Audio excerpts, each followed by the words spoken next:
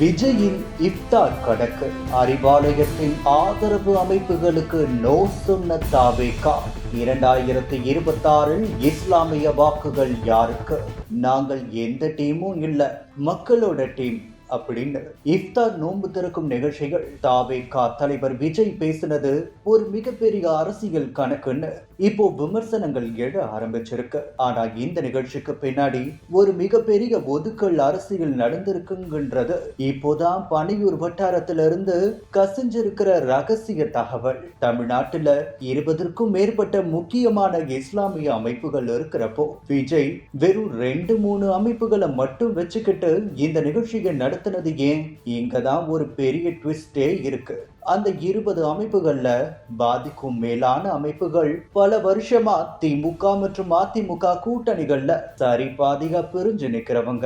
இப்போ விஜயோட இந்த செயல் அந்த அமைப்புகள் மத்தியில ஒரு பெரிய அதிருப்தியை உண்டாக்கி இருக்கு. இஃப்தார் நோன்புக்கு போயும் நமக்கு அரசியல்ல ஓட்டு கிடைக்கிற மாதிரி தெரியலையேன்னு பனையூர் வட்டாரத்துல இப்போ ஒரு பெரிய குழப்பம் ஓடிக்கிட்டு இருக்கு. விஜயின் இந்த தந்திரமான நகர்வு ஒரு பக்கம் இருக்க, ஜான் ஆரோக்கியசாமி மற்றும் ஆதவ் அர்ஜுனாவோட பிடியில சிக்கி விஜயால ஒரு உருப்படியான முடிவை எடுக்க கூட முடியலன்னு உட்கட்சி பூசல் வெடிச்சிருக்கு. டெல்லி பயணம் முடிஞ்சு வந்த விஜய் பாஜக கூட்டணிக்கு ஓகே சொல்லலாம்னு இருந்தப்போ அதை தடுத்தது இவங்க 2 பேரும் தான்.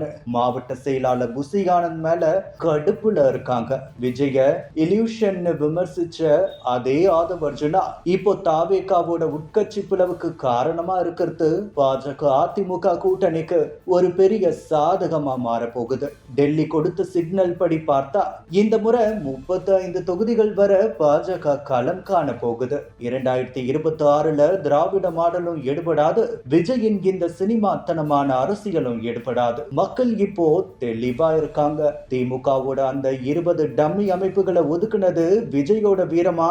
இன்னும் 2 நாள்ல வெளியாக போற அந்த ரகசிய பட்டிகள் தமிழக அரசியல்ல ஒரு மிகப்பெரிய மாற்றத்தை கொண்டு வரும். விஜயின் இஃப்தார் நாடகமும் திமுகவின் மாடல் அரசியலும் மக்கள் கிட்ட எடுபடுமா, இல்ல 2026 ஒரு புதிய விடிகள் பிறக்குமா? பொறுத்திருந்து பார்ப்போம்.